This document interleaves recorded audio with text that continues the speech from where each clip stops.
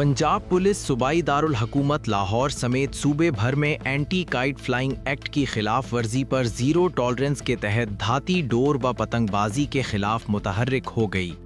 IG Punjab doctor Usman Anwar का कहना है कि सूबे भर में किसी भी जगह पतंगबाजी हरगिज काबिले बर्दाश्त नहीं, सख्त एक्शन लिया जाएगा। लाहौर में भी सख्त हुकूमती शराइत कवानीन के मुताबिक सिर्फ मखसूस दिनों में ही बसंत की इजाज़त दी गई है।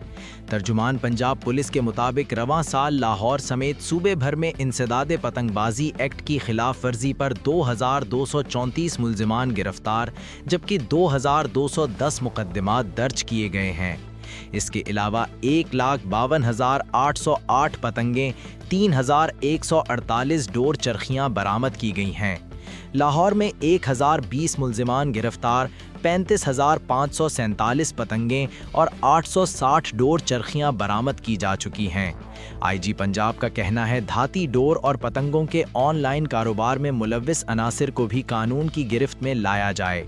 डॉक्टर उस्मान अनवर ने अपील की कि वालिदैन अपने बच्चों को इस खूनी खेल से दूर रखें।